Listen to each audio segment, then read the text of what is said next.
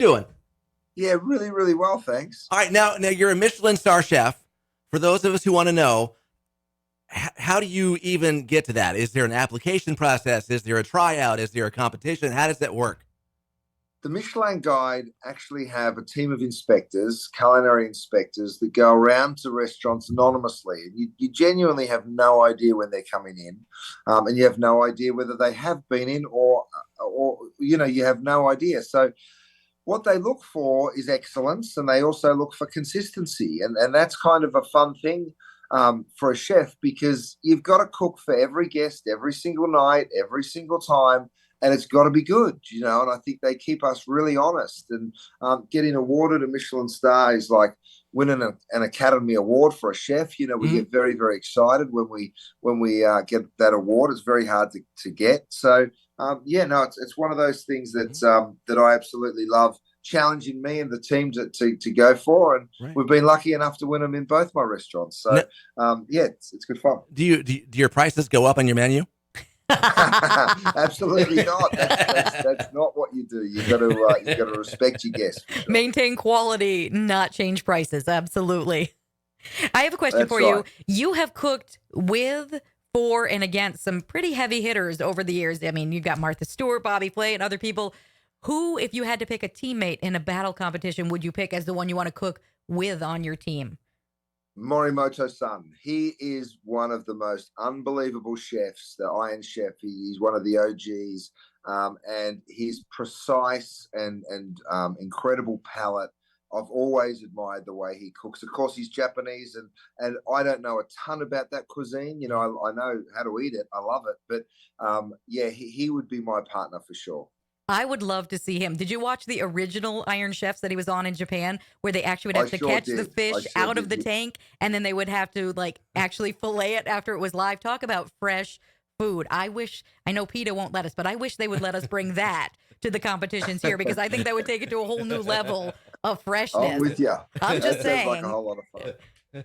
And who would you cook against, though? If you were Iron Chef Morimoto was your partner in crime, who would you guys go up against that you'd want to kind of take the crown from? Well, you know what? When I first went on Iron Chef, I cooked against Bobby Flay, and I was the challenger. He was the Iron Chef, and he beat me, and it's always left me just a little bit sore. And now, of course, I'm an Iron Chef, and I've gone up against all sorts of incredible chefs. I've never got the chance to rematch Bobby Flay, but he's a mate of mine. But I wouldn't mind taking him on in Kitchen Stadium. That's for sure. Now, can you walk into anyone's kitchen right now, look in their fridge, their pantry, and make something amazing with whatever they have? You know what? I did an entire show around that concept. Take Home Chef was a show that I would literally approach someone in a grocery store, and then I'd end up cooking in their kitchen. And I've got to tell you, it's not as easy as you think. Of course, I was a professional chef and worked in great restaurants my whole life. And you have the best equipment in those restaurants, and Mm-hmm. you've sort of got everything at your disposal. And then you wind up in someone's home, and you're looking in their cupboards, and you're thinking to yourself, oh my goodness, you cook with that pan and this blunt knife and that little cutting board. And, Yeah. it actually created a cookware line.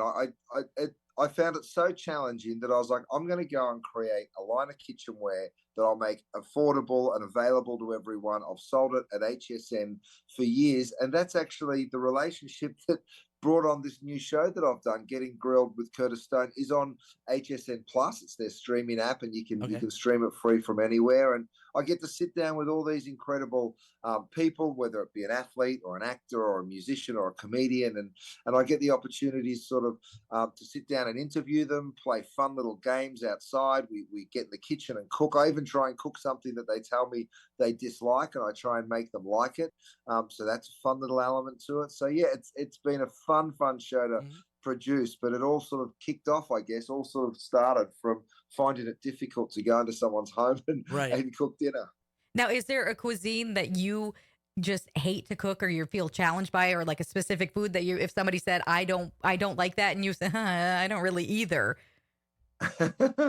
It's funny. I'm so inquisitive, and traveling all over the world has sort of gotten me to a place that there isn't a cuisine I dislike. There's some I know more about and some I know less about. You know, the Indian cuisine, for instance, it's so detailed and nuanced and layered in terms of its flavors and use of spices, and so that takes a lot of knowledge. I love eating it. You know, my experience cooking it is more limited, but you know, there's so many. You look at any corner of the world, they do things. I mean, even within countries, even here in the US, look at how regionally vast and different we are, right? From the South to the Midwest, up to the Northeast. There's so many different ways to cook and different cultures that sort of create that food and shape it. So yeah, there's so much going on. Now, is there anything that you like to eat that people would be surprised to hear? You know, say Curtis Stone loves flaming hot Cheetos. I mean, is there anything like that you Your like? guilty pleasure. Yeah. Yeah, I have a real sweet tooth, mate, and I can eat absolutely anything with a lot of sugar in it. I'm about to go and do Crime Scene Kitchen with John McHale and Yolanda Gamp in the coming weeks here, and I've been on a pre-show diet for the last month because we're going to go and stuff ourselves full of cake for the next 5 weeks, and I cannot wait for Yeah, it. because that one's all desserts. I've seen it, and that is messy and curious. It's amazing to me the hints they pick up and the ones they miss on that show.